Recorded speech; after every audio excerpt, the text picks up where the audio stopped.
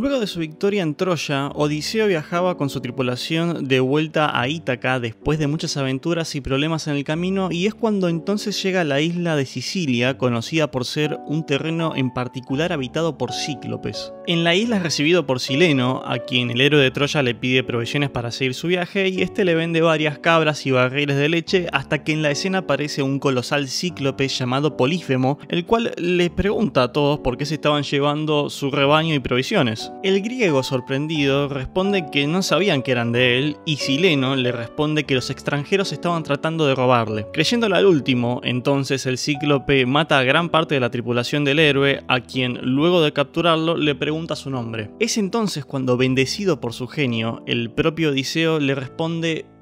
«Soy nadie». Lo que acontecería luego es el cíclope yéndose a dormir para luego despertar cegado permanentemente por acción del propio héroe, gritando: «Nadie me cegó, nadie me mató», logrando que el mundo a su alrededor se confunda por esta afirmación y dándole a Odiseo la chance de escapar con lo que quedaba de sus hombres. Antes de irse, en su orgullo por su astucia, él proclamaría que el nombre de quien lo había engañado era Odiseo de Ítaca. A esto Polífemo responde que un oráculo le había anticipado que un héroe griego llamado Odiseo sería quien lo cegaría y que ahora estaba contemplando este cruel final. Esto, resumido muy brevemente, es de lo que trata una de las tragedias griegas más famosas de la historia, escrita por Eurípedes, quien estaba adaptando el famoso texto de Homero, la Odisea, al teatro griego trágico. Para estas obras se contemplaba que el axis trágico por el cual estas historias giraban era sobre que el personaje principal terminaría contemplando un final fatal que le costaría la vida o algo muy fuerte que perdería. A través del tiempo, nuevos medios empujarían esta fórmula trágica a nuevos horizontes, representando el significado de lo trágico desde otros autores dentro del marco griego y de parte de autores como William Shakespeare hasta recontextualizaciones más modernas como El fantasma de la ópera. Los años forjaron nuevos marcos sobre lo que significa lo trágico y ampliaron sus barreras a medios que sus primeros autores no habrían pensado, y sobre una obra trágica es de lo que vamos a hablar hoy. Una obra que comenzó desde los paneles de un manga y explotó en popularidad tras su adaptación al anime en el año 2000. Así que preparen sus mochilas, guarden sus boomerang gigantes y afilen a Tetsu Saiga, que hoy vamos a contarles por qué deberían leer y ver Inuyasha.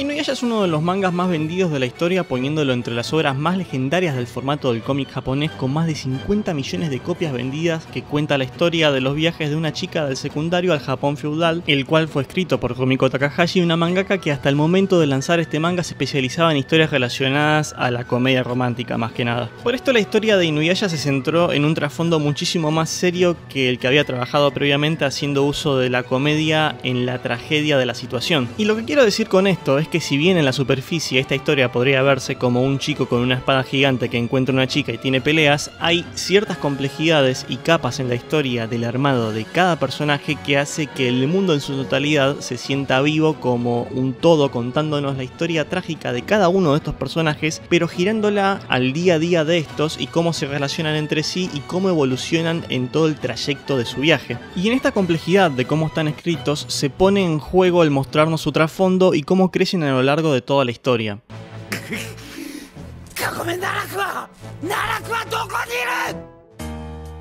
Si miramos a su personaje principal, Inuyasha es alguien que empieza la historia con su corazón completamente cerrado al mundo tras no solo haber vivido toda su vida discriminado por las personas por ser un hanyo, sino que también empezamos la historia sabiendo que él fue traicionado por la única persona con la cual pudo abrirse y en la cual confió por primera vez. Pero esto, si bien define a su personaje, va tomando mucho más peso al ver cómo este se va abriendo a las personas en sus viajes con Kagome y cómo logra por primera vez en su vida tener amigos y casi que depender emocionalmente de estos. Por otro lado, su coprotagonista no se queda atrás. Kagome comienza su viaje como una alegoría intencional de su escritora a Alicia en el País de las Maravillas, pero tras viajar al pasado, a la era feudal de Japón, termina conociendo a Inuyasha y enamorándose de él, pero la real tragedia ocurre cuando usan parte de su alma para revivir a Kikyo, e Inuyasha se encuentra en medio de este triángulo amoroso en el que la chica con la que viaja es la reencarnación de su ex, la cual está enamorada de él él, pero su ex es revivida y él sigue teniendo sentimientos por esta.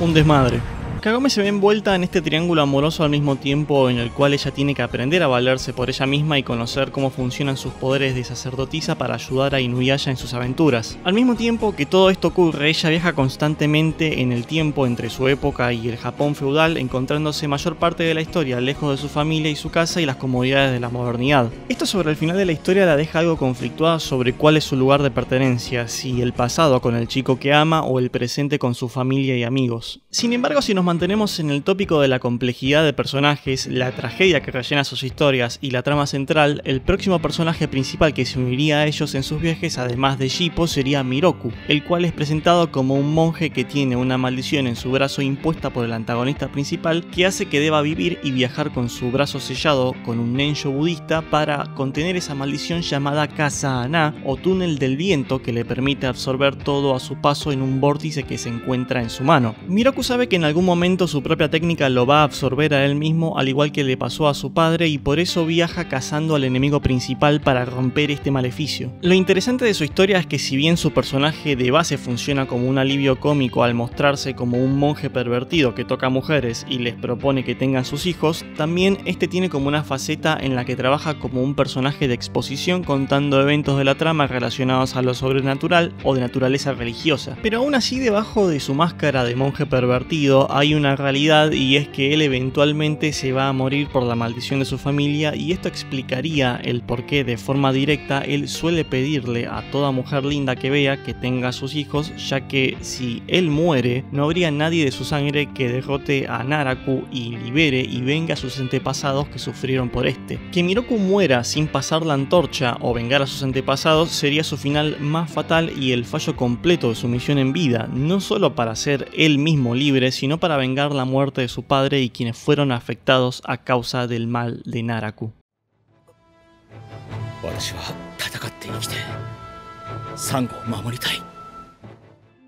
Miroku juega mucho con un tropo que se trabajaba mucho en la época en el que hay un personaje que debería ser serio y puro y no lo es en la mayoría del tiempo, con una intención de comedia en la trama, en un sentido similar al de personajes como el maestro Roshi, por ejemplo. Sin embargo, su tragedia lo hace empatizar y luego bajar sus defensas y cambiar su misión en vida completamente más adelante tras conocer a Sango, la tercer personaje principal del grupo que se une tras sobrevivir de milagro a la matanza de todos de su clan de cazadores de yokai por parte de Naraku, perdiendo todo su pueblo, familia y amigos, viviendo ahora para darle fin al antagonista principal de toda la historia. Todo esto mientras el propio antagonista revive a su hermano muerto y hace que pelee contra todo su grupo, dándole toda una amargura alrededor de toda la historia a la pobre Sango.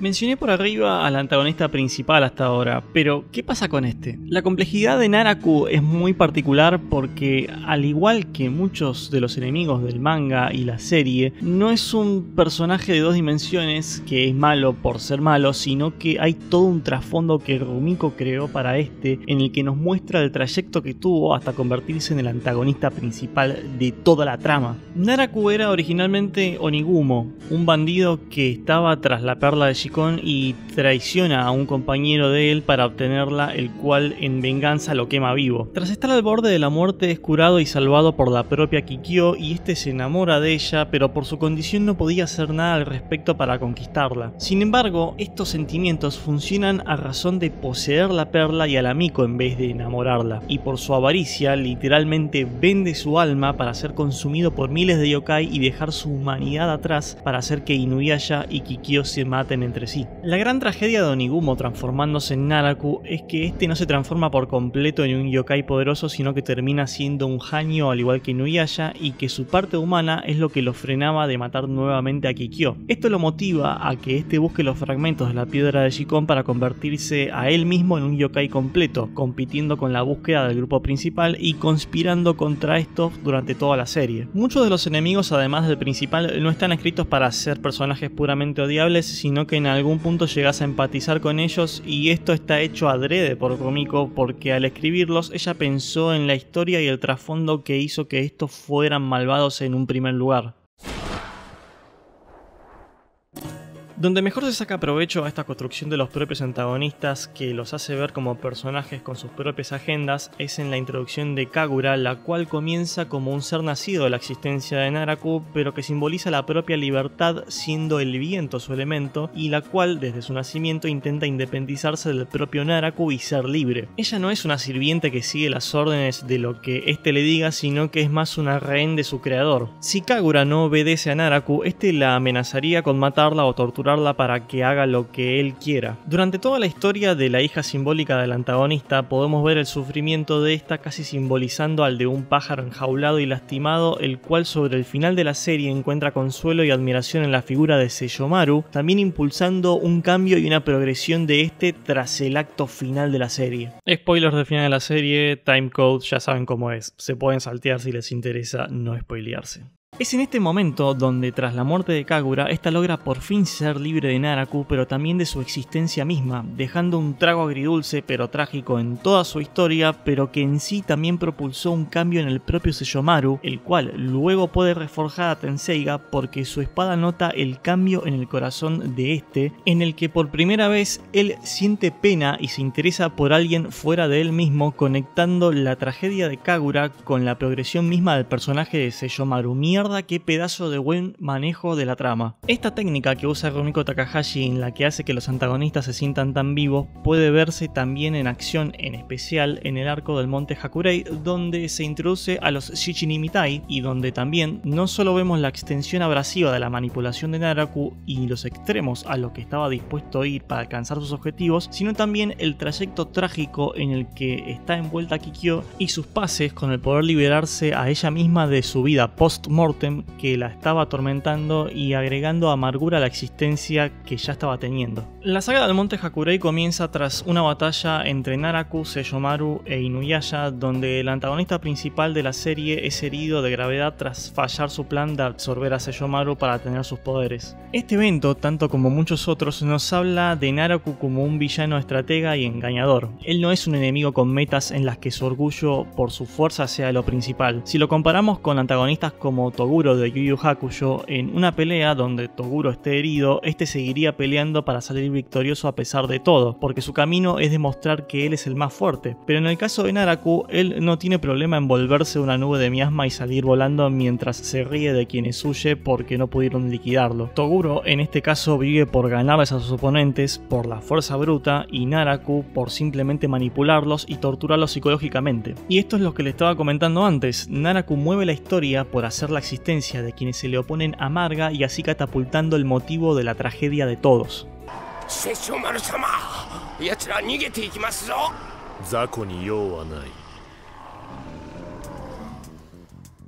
La saga del monte Hakurei entonces empieza tras Naraku esconderse de sus perseguidores, pero entramando todos los eventos que iban a pasar en esta saga por detrás de la cortina. Por un lado manipula a un viejo bandido para que al fallecer atraiga a Kikyo hasta el monte Hakurei para dejar una parte de este bandido en el monte, el cual se rumoreaba que purificaba todo. Por otro lado manipula al alma de un monje que falleció en el monte intentando convertirse en un Buda en vida para ayudarlo poniendo una barrera alrededor del monte que elimina o debilita a todo yokai que intenta entrar. Y por último revive una banda de mercenarios considerada como una de las más mortíferas de años anteriores, conocida como los Shichinitai o la banda de los 7. Los Shichinitai, al igual que Naraku, se sienten como antagonistas vivos con sus propios motivos y propias agendas que los mueven a pelear contra Inuyasha y sus compañeros, con ejemplos como Suikotsu, el cual era un doctor quien vio morir a toda su aldea en la guerra y desarrolla una doble personalidad de un asesino tras matar a un soldado en autodefensa, con Yakotsu, el cual era un sádico que buscaba a hombres hermosos para torturarlos antes de matarlos, con Renkotsu, quien buscaba en todo momento por medio de una agenda secreta conseguir fragmentos de la perla de Shikon para derrocar al líder del grupo, y también Bankotsu, quien solo se mueve por encontrar enemigos más fuertes que él para batirse en duelo con su masiva alabarda, Banryu. Todos estos puntos que marca la serie con la banda de los 7, el monje Hakushin que protege a Naraku, las peleas que tiene el grupo de Inuyasha y hasta el mismísimo Naraku, fueron elementos que la misma autora fue armando para anunciar la segunda muerte de Kikyo Kikyo, donde podemos ver a la presunta culminación de su historia y donde mejor podemos apreciar la tortura en vida y la tristeza y la amargura con la que estaba viviendo sin poder vivir realmente. Todo el trayecto de la serie y el manga es el de la tragedia de los personajes viviendo el día a día, en el que usan elementos de comedia, pero que no son solo de humor por el humor mismo, sino que este toma un significado más profundo viendo cómo todos lo usan como un mecanismo de supervivencia y lo trabajan como un elemento para superar sus propias tragedias de forma colectiva. El superar estos traumas y esta adversidad a través de conseguir el ítem mágico que mueve también la trama, la perla de Shikon, es la promesa a la que apuesta todo el tiempo la conclusión de la historia.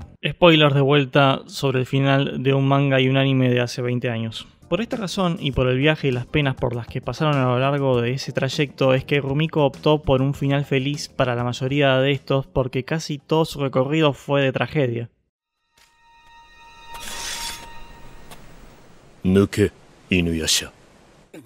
Otra cosa que me gustaría destacar sobre esta historia es la forma en la que las peleas son manejadas. Inuyasha es un battle shonen, pero en sí es uno divergente al formato que funcionaba en su época en aspectos muy puntuales, y el principal de estos es cómo maneja sus batallas. Los enfrentamientos son por lo general el epicentro de la historia en este género del manga y el anime, pero mientras que en la mayoría tenemos un formato en el que hay una pelea de poder en lo superficial y una emocional por la cual los personajes se están batiendo a duelo poniendo a prueba sus propios sentimientos e ideologías, en Inuyasha los combates son específicos del trayecto madurativo de cada personaje de la historia. Cuando el protagonista pelea no saca poderes nuevos por el poder del amor, sino que él se expresa a través de su espada y aprende a manejarla a medida de que él empieza a tener más control de sus propias emociones y más madurez en la forma en que éste toma decisiones. Entonces, el manejo de la espada que le heredó su padre, Tetsuzaiga, a lo largo de la trama es un reflejo mismo del trayecto emocional por el que Inuyasha va creciendo y dejando de ser la persona traicionada y dolida del principio de la serie para tener más confianza en él mismo y en su poder. En este aspecto de las peleas, las que conciernen a Kagome son completamente diferentes a las de Inuyasha, ya que las batallas de ellas son puramente internas, espirituales y emocionales. Esto se refleja en capítulos como el 151 del anime, en el que ella toma la decisión de salvar a Kikyo, la cual se encontraba al borde de la muerte, para luego no recibir ningún agradecimiento ni compasión de esta. Kagome luchando entre sus deseos de estar con Inuyasha y que lo que estaba haciendo era un acto desinteresado, pero al mismo tiempo más maduro que el que habría previsto de ella misma. La pelea entre su amor por Inuyasha y lo que es el hacer lo correcto es lo que mueve todas las decisiones de este personaje a lo largo de toda la serie. El capítulo 457 del manga y el 7 del acto final reflejaría esta misma idea también. En esta sección de la historia, Kagome se encuentra nuevamente con la vida de Kikyo en sus manos y va a buscar un arco especial para salvarla en un mausoleo que la termina poniendo a prueba emocionalmente, haciendo que el arco que estaba llevando sea pesado y poniéndola a prueba en la situación de elegir entre su bienestar y el de Kikyo. Tras tener una real resolución sobre sus sentimientos, el arco se vuelve entonces más liviano, y este recurso se usó antes en Inuyasha en el momento en el que hace por primera vez la técnica del Bakuryuja. Él estaba dubitativo y con miedo de él mismo tras previamente haberse transformado en un yokai descontrolado, y tras superar esa inseguridad su espada se vuelve también más liviana. En este aspecto entonces, para cada pelea los instrumentos de los personajes principales simbolizan la carga mental y emocional de estos, y el superar cada una de estas pruebas simboliza también un mejor control sobre ellos mismos. El simbolismo emocional es proyectado en las armas de los personajes como un tótem del alma de ellos mismos siendo puesta a prueba y creciendo.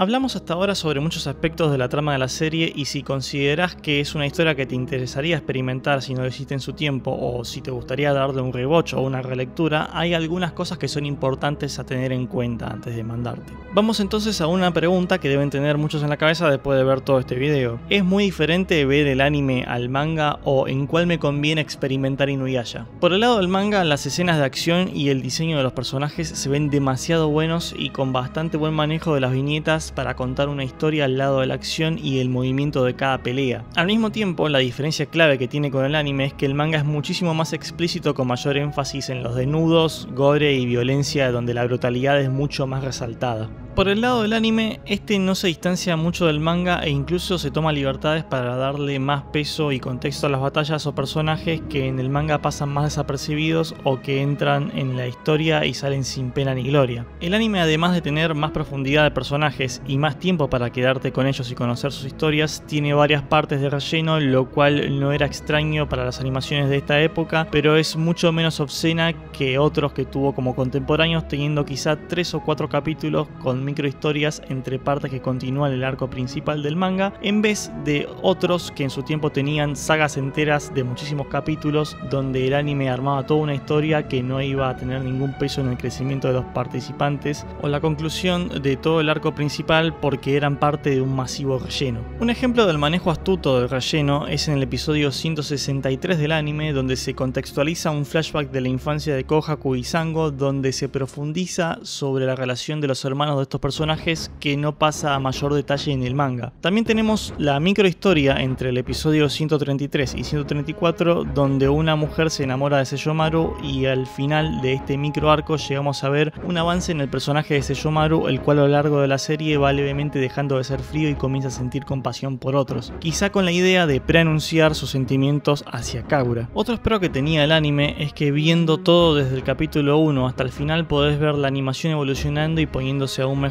y es de los pocos animes que se puede ver el paso de ver gran parte de la historia en un aspect ratio de 4:3 a pasar al final de la historia a tener un 16:9 en Inuyasha Kanketsugen, el arco final del anime. Y es importante hacerle la segunda al diablo en esto. Con respecto al arco final, también es importante decirles que si bien se ve mucho más moderna la animación, se comprimen alrededor de 219 capítulos del manga en los últimos 26 del anime, y esto hace que muchos momentos donde el manga se da mucho más detalle y peso emocional a determinadas escenas se pierdan por ser cada capítulo una compilación de varios sucesos del manga comprimidos. Por lo que esto quizá le dé un punto negativo a esta parte nada más del anime, aunque por esta época también el relleno es directamente nulo por esto que les acabo de decir.